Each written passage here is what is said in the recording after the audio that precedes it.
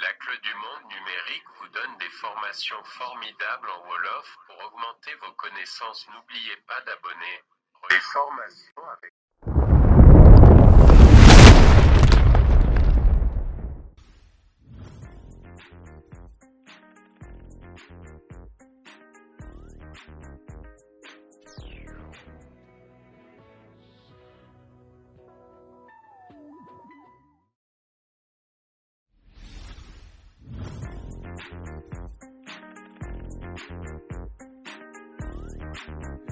Bonjour tout le monde asalaamaaleykum wa rahmatullah ñu ngi leen di jaajëfal bu baax a baax si ànd bi ngeen ànd ak ñun et aussi ñu ngi leen wax bu fekkee ne abonné googul fàtte abonné bu fekkee ne aussi am na loo bëgg wax nga def ko si commentaire yi bu leen fàtte aussi di like vidéo yi pour gën mën a yokk doole pour bu leen aussi fàtte di partager vidéo yi pour seen yomale ko fii et ñu commencé les choses bonjour tout le monde asalaamaaleykum wa rahmatullah ñu ngi leen di jaajëfal bu baax a baax si ànd bi ngeen ànd ak ñun di leen wax fekkee ne abonné goo leen bu leen fàtte abonné bu leen fàtte aussi di like vidéo yi pour mën yokk doole di partager ko aussi ak seen yeneen i ami bu fekkee am na ngeen bëgg wax ngeen def ko si commentaire yi bu fekkee aussi am na lu ngeen xam loo xamante ne bëgg ngeen ko doole si yéen li ñu xam ngeen def ko si commentaire yi d'accord donc ñu leen indil tey Photoshop et dans Photoshop comment on fait de la 3D nu ñu defee 3D si biir Photoshop te ñu yaakaar naa ñu bëri foog nañ ne 3D amul ci Photoshop d'accord donc aujourd'hui dañ leen montré leen nu ñuy defee 3D si Photoshop te dañ leen jariñ sax si boo leen defar ay affiche des fois ngeen defar affiche bu yàgg ngeen dóor seen benn texte 3D xam nga ay bandi tuuti quoi d'accord pour bu yow bu ñu gudd dañuy commencer pour ce faire dañuy créer waat benn nouveau espace de travail fichier nouveau après paramètres yi c'est ça duñ ci lii gis nañ ko si vidéo yi jàll yi yëpp donc on va cliquer directement sur créer dañuy cliquer directement sur créer et ñu am benn espace travail moom c'est la même chose ak ma tijji woon sànq dama ko doon def rek pour wan leen quoi d'accord donc pour suñu fenêtre 3D bi il suffit que ñu ñëw ici bu ñëwee ici si onglet bi nii ñu cliquer mooy si espace travail ñu cliquer fi am na fu ñu def graphique web am na mouvement am na peinture am na photographie am na réalisation 3D am na nouveau espace de travail supprimé mën nañoo def fii nii 3D ici espace travail 3D ici si espace travail dafa nekk en 3D moo tax quoi d'accord bu fekkee gisoo ko mën nga ñëw fenêtre et nga ñëw fii nii espace de travail et tu cliques sur 3D waaye et à partir d'ici mën nañoo créer benn texte exemple ñu bind yaa texte yi tey duñ bind texte bu bari quoi comme ça du lii boo la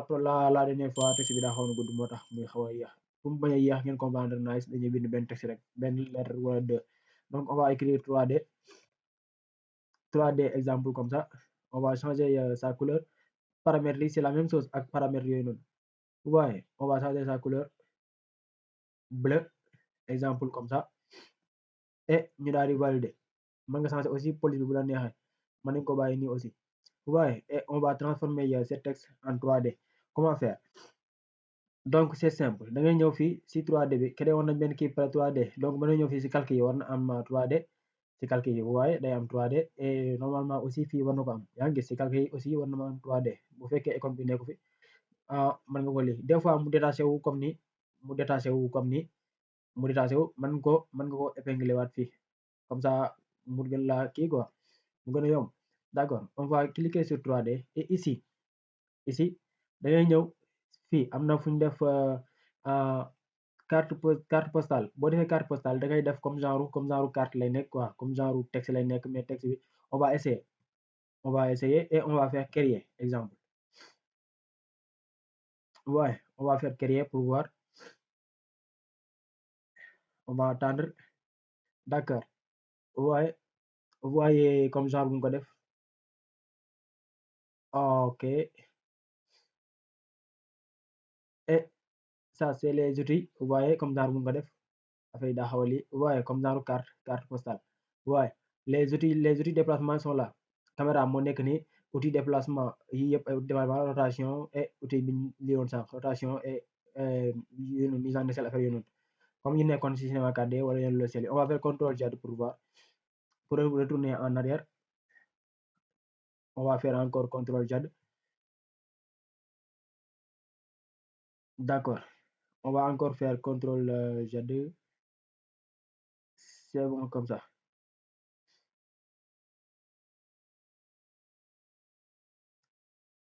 On va encore faire CTRL Z.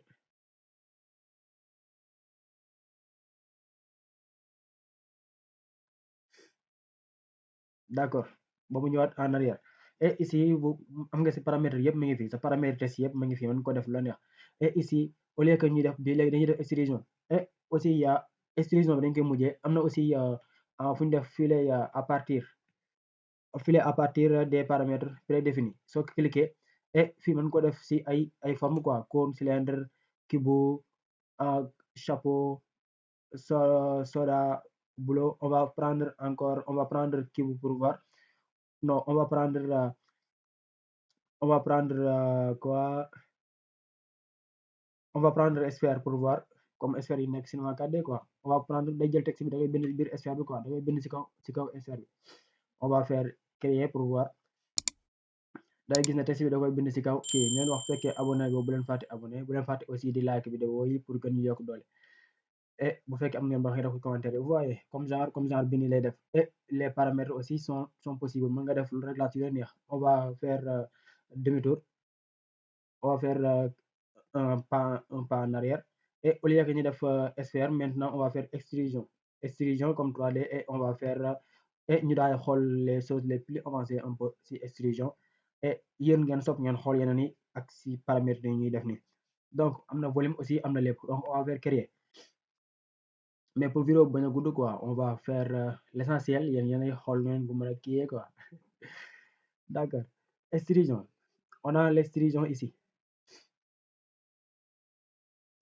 On a l'extrusion. Vous voyez, on a fait une extrusion en 3D. Et vous voyez, on peut faire rotation. Rotation, ça c'est mise en échelle. Rotation, c'est ici. Vous voyez, on peut faire rotation. Amna ombre, amna lep. Ah, d'accord. Et ici, profondeur, maninko li.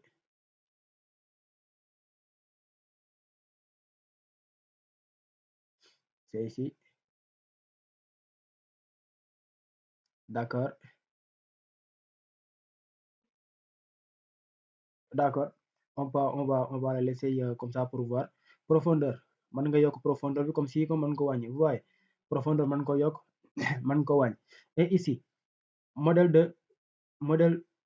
d'avant bi nii fii texture bi nekk fii mën ko changer quoi mooy bi nekk en avant mën ko changer nga def ko couleur bu la neex et l'autre couleur moom mooy nekk en ligne. Les textures sont là. Vous voyez, les textures sont là. On va prendre cette texture là en jaune. On va l'appliquer et vous voyez da ngeen gis ne vous voyez devant léegi devant moom moo nekk en jaune et derrière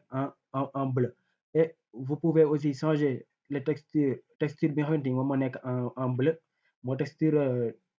en matière du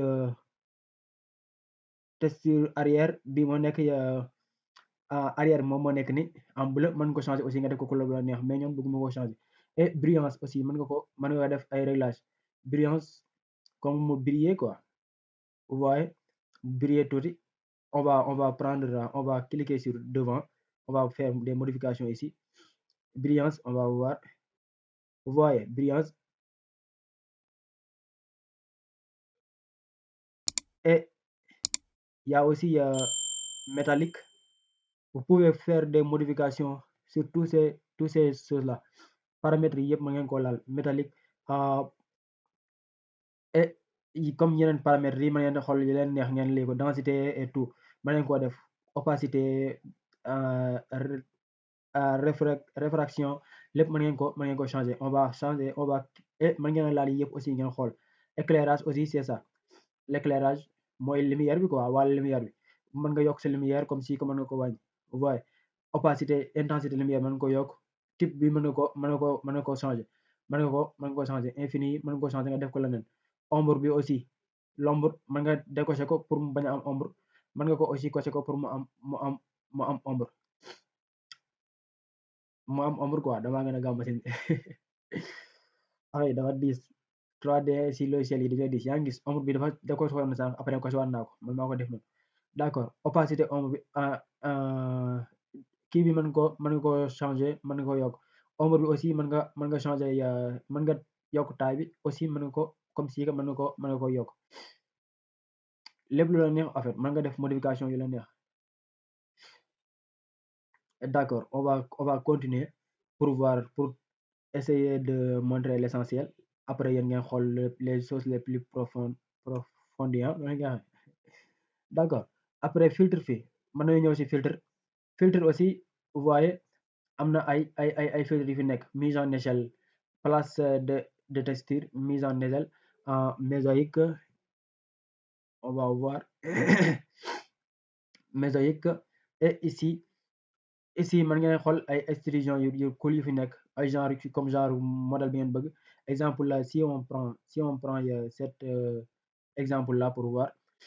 vous voyez da ngeen gis ne seen kii bi dafay nekk en 3D mais de genre comme exemple bi vous voyez on peut aussi mettre ça comme exemple bi dafay nekk comme genre bi mais li rafetul de d'accord am na ay kii am na si ay modification yu rafet mais am na si yu muy ñaaw quoi bu nekk ak ku si nekk ak lii comme ça veut dire yii nii ñoom ñooy dàq quoi yi simple yi ñooy gën a rafet ci genre écriture 3D vous voyez yi ñooy dàq quoi d'accord on va laisser comme ça et ñu xoolaat beneen partie on va cliquer ici profondeur d'extrusion bi aussi mën nga profondeur d'extrusion bi mën nga ko yokk comme si mën nga ko wàññi wax nañ ko sànq et texture bi aussi couleur bi mën nga ko changer waat panneau d'éclairage modifier la source tout ça donc on va voir encore ça filtre par kii bi fii mën nga defar brillance métallique kii comme yi noonu sànq mooy yooyu noonu et ici modèle de biseau avant ñu xool modèle de biseau avant après ak paramètres yi muy àndal moom tamit on va aussi voir la luminosité mooy lumière bi couleur lumière bi mën nga changer intensité infinie comme li ma ngi woon si paramètres yi njëkk yi en fait yaakaar naa waaw et donc de manière générale lii lañu leen indiloon tey wan leen 3D mën na nekk cinéma mën na nekk ak Photoshop et vous pouvez désormais écrire vos textes en 3D ngeen def ay affiche yu nice di si dóor ay texte 3D yu rafet xam nga du ko yàq quoi day nice la au lieu que ngeen dem télécharger benn kii 3D ma ngeen ko bindal seen bopp en 3D voilà et aussi au lieu que ngeen bu fekkee ne amoo accessibilité pour am voilà comprendre les logiciels 3D comme Cinema 4D et autres donc mën ngeen def seen texte 3D sur kii mais modélisation nag moom Cinema 4D lañ koy def d'accord yi ay kii la rek yi ñu si ajouté la quoi waaye yi laaluma paramètres yi yëpp parce que xam naa ne comprendre ngeen ko waaw Photoshop 3D bi laa nga xool yii ni moom moo si nekk les choses yoo xamante ne nii moom lañ si kii les choses yoo xamante ne nii moom lañ mën a gis moom la si mën a moom moo changé quoi te yii ñi nga xamante nii am nañ ay kii 3D xam nañ paramètres yi yëpp outil déplacement et tout ça les outils là les outils rotation et tout man ngeen a ñu am 3D danañ comprendre yooyu noonu bu fekkee amoo 3D aussi mën ko les zoom là zoom avant et zoom arrière ouais zoom avant et zoom arrière comme les différentes perspectives qui sont dans Cinema 4D d'accord mooy les petit A petit B petit C là d'accord et ici faire vous pouvez déplacer votre texte comme ça et ici vous pouvez faire comme ça vous voyez donc de manière générale lii lañ leen indiloon la ñu ngi leen di jaajëfal bu baax a baax di leen jégalu ci gëj a def vidéo yi des fois